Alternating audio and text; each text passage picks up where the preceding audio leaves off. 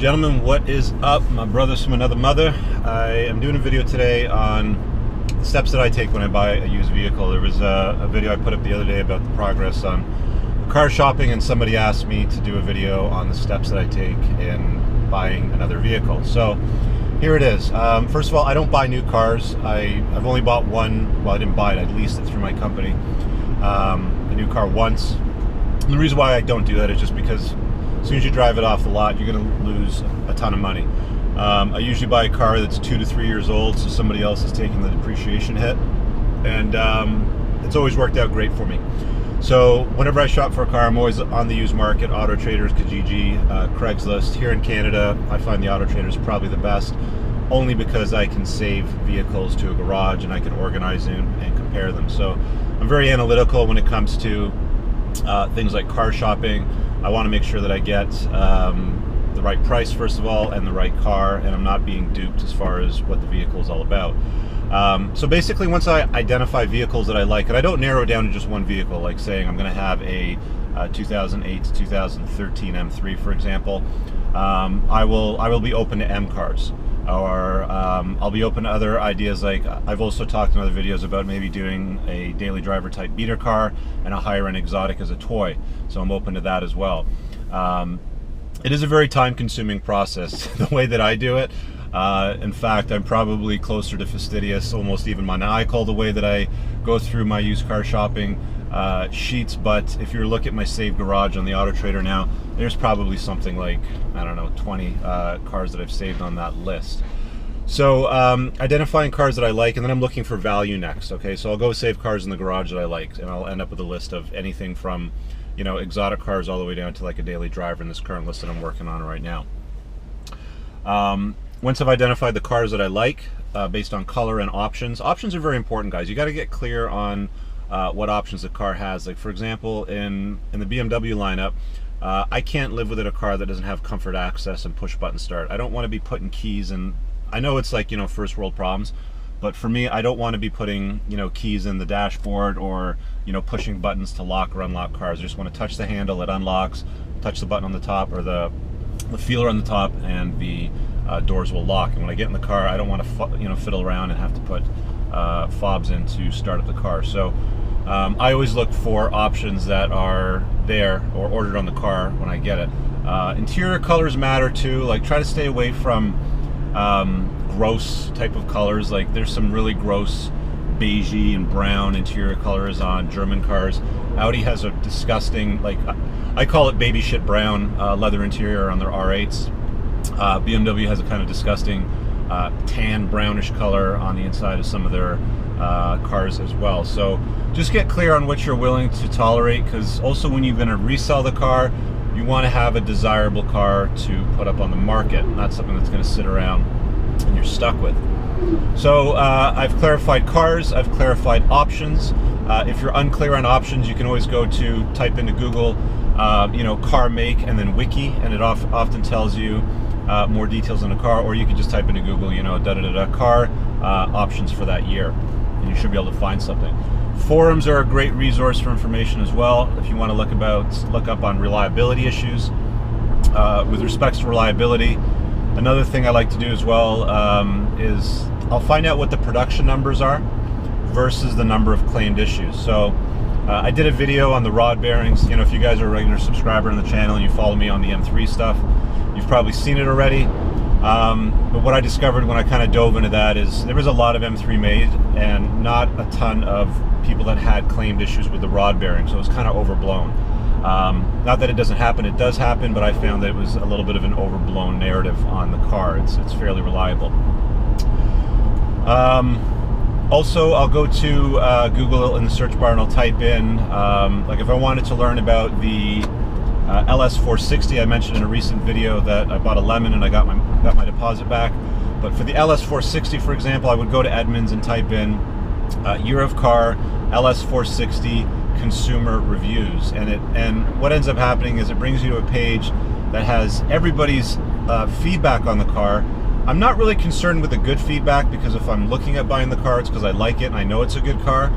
what I'll do is I'll select the results, because you could get you know, hundreds of results sometimes depending on the cars and the production numbers, and I'll look for patterns by sorting it by lowest star results. So it'll have like a star rating, and it'll give me the lowest ratings first.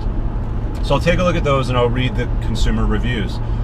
There's often a consistent pattern. Like with the LS460, people complained about two things. One was wind noise, which I experienced also.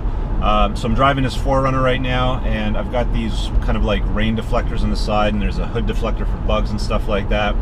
There's a lot of parts sticking off this car, and at highway speed it's kind of noisy, but I found from my experience when I was test driving the LS that at highway speed with higher miles, it is a noisy car. It has a lot of wind noise for some reason. I think just Lexus over-engineered the weather stripping. So when you see consistent patterns like that, where there's smoke, there's fire, right? If it walks like a duck and it quacks like a duck, it's going to be a fucking duck. So just, you know, be aware of what you're getting into. Get into it with your eyes wide open.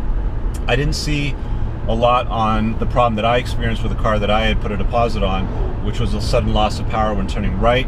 But that did appear on the discussion forum on the Lexus boards, and you get the geeks basically discussing what ended up happening, and there's a lot of conversation about people with the same experience. So again, where there's smoke, there's fire. If it walks like a duck, quacks like a duck, it's going to be a duck. So just open your eyes to what you're getting into on the reliability issues and the maintenance issues of the car.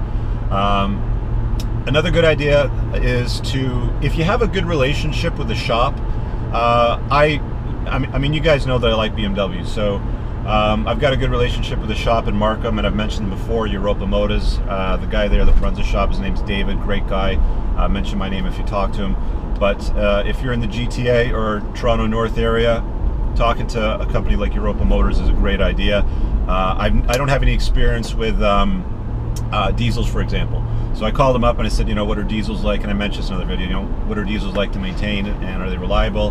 And he filled me in on it. So again, go into it with your eyes wide open. Just don't go out and buy something because you love the romantic idea of it. It's like women. Often you'll see a beautiful picture of them, but behind that there could be problems. You could have, you know, narcissist or borderline personality problems. You never know until you get into the relationship. After a while, that's when they become apparent. It's the same thing with owning a car. You might love the look of the car, but once you get into it and own it, there might be surprises later on down the road that you weren't expecting. Okay. The other thing that you're going to want to do is verify the seller's story. I try to stay away from multiple owner cars. I'll give you an example. I've been keeping my eye open for a low mile, one, maybe two owner M Roadster. You know, they were made from 2006, 2008. Love the car. You guys know I like cabs. So for me, I've got my eyes open for one. I've sourced a couple, found one that had about 42,000 kilometers, but it had no fewer than 5 owners. So to me, that's a red flag. I mean, if people aren't keeping the car, I'm suspect as to what might be wrong with it. Now, 5 owners over 9 years in the car, I think it was a 2007 or 8 model, might not seem like a lot, but it's still, you know, I look for things like that as well. Back to verifying the seller's story. I've bought cars that had salvage titles. Okay, so I'll actually link in the description of the video below, but I wrote an article a long time ago, probably well over 10 or 12 years ago, about how, I think the title was something like, you know, how I drove a expensive BMW for something like $111 a month. So this was my E46 M3. It had a salvage title, which scares people away. That's okay, because you can work on the price. It's still going to be a good car, but you can still work on the price. I found a very unique Amola Red M3 convertible, beautiful car, clean, low mile, but had a salvage title. The seller told me that the salvage title was a result of a theft, and then it was recovered, and that was basically his story. So it wasn't a water damaged car, or it wasn't a write-off or in fire or anything like that, or rebuilt. But in the state of New Jersey, on the Carfax reports, you can actually end up with a salvage title on a vehicle if it was stolen, claimed on insurance, and then later recovered. So in this case, I was able to verify that story. It checked out. There's no water damage to the car, no fire damage, nothing like that. It was simply stolen. They found it in a crate in a New Jersey harbor, and the police had returned it back to the insurance company. They sold it at auction. And you can end up with a blemish on the title because of that. So verify the story that's being told, the narrative. You can use it to your advantage to negotiate. In situations like that, I told that seller, for example, look, it's got a rebuilt salvage title. I'm going to have a hard time selling this car when it's time for me to let it go. We need to work on the price. And I ended up getting the vehicle probably for about $8,000 to $10,000 less than what other cabs were going for, and it was a very unique color. Like I said, it was a beautiful Imola red, so it wasn't something that was all over the place. Okay. Other stories that you're going to want to verify, and this is where it can get interesting. So I'm looking at a BMW M5 right now, and actually for most of this car buying process, I was going to keep it, quiet and secret and not reveal it until I actually got it and be one of those, YouTubers like, oh, look at my new car. But I'll tell you exactly what's gone on with this M5. So it's a Dynon-tuned BMW M5. The guy says it has 700 horsepower and it has extended warranty. So seems appealing. The warranty would go for another couple of years, and it has more power, and claims still under warranty. Now, I'm suspicious of that because anytime you tune a car, usually it voids the warranty. I know that Dynon has a good relationship with BMW North America in warrantying and tuning their cars. So rather than just trust the guy and say, okay, Mr. Seller, you've got a tuned car with tons more warranty, I asked them to send me the warranty paperwork. And what I'll do is I'll call up BMW Canada, and I gave them they asked for the last 7 digits of the VIN. They'll pull it up. Yes, sir, it has extended warranty. He told me it was up to 200,000. BMW told me it's up to 160. Really not relevant because it's for 2 years, and I'm probably not going to even get up to 160 during that time. But I did verify the warranty. Now, the other thing I wasn't sure about was a Dynon tune. I asked him what components of the Dynon tune that it has, because all he said it's got 700 horsepower. So you start Googling, 700 horsepower Dynon tuned M5, and all I could find was the Dynon S1 675 horsepower package. You look that up, it's got the same carbon fiber intake, the same wheels, the same muffler, appearance package that I saw in the car, plus some software updates, which brought it up to 675. So when I talked to BMW Canada, I asked them to verify the story behind the Dynon tune, and if it's still covered under warranty, they said you have to talk to the installer, which was the dealer. They transferred me to the dealer. They actually have a Dynon service technician that specializes in Dynon cars. So I got him on the phone, and I asked him what tune was installed in the car. He says, no, it's not an S1, it's a Dynon Stage 2 tune, which included the wheels, carbon fiber intake, and the muffler, but it did not include the S1 package, which has the coilovers and the bump stops to lower the ride height and make some adjustments, of course. So once I learned that, I of course asked him, well, is it still covered under Dynon warranty? What's your experience like with Dynon warranty claims? And he said it's actually very good. We've never had any issues. You should be good. You're covered. If it's got extended warranty, you're good. Now, one extra step that I take to protect myself is if I'm relying on their advice for the purchase, I'm running my webcam while I'm having the conversation on speakerphone, and I'll keep that file. I have sued people, not people, but a person in the past because I bought some used wheels off them, and he told me the wheels that they're clean and straight and there's nothing wrong with them. One of the things that I always want to ask them is there any shudder or shake on the highway? Like, why are you selling? Like people sell things because they're fed up with them usually. So, is there any shudder or shake on these wheels that I had put on my E46 M3? And he said, no, they're clean and straight, directly in the email. Now, under law, I learned this from experience. Under law, you're basically implying warranty when you tell the buyer that. So if you have a implied warranty from a seller, you can file a statement of claim in court and sue them for any damages that you might have lost, because when you're buying that, and again, you're going to have to check with local laws in your area. I'm not a lawyer. I'm not giving you legal advice. I'm just speaking from experience. But I can rely on that as I am basically buying that vehicle or that component based on their claim that it's straight and clean. So anyway, I was successful in court with that claim for the wheels. They were actually bent. There was a bend on the wheel. It couldn't be fixed, and that's why he sold the wheels. So the guy duped me. I got most of my money back, and I taught him an important lesson about selling shit to people at the same time. Anyway, coming back to the M5. So it doesn't have the S1 tune, and it has everything else as a Stage 2 Dynon tune, which is close to 693, which is pretty close to 700, so he's not lying. But it didn't have the coilovers and the bump stops. So what I did was I basically took that and I said, look, I verified the extended warranty.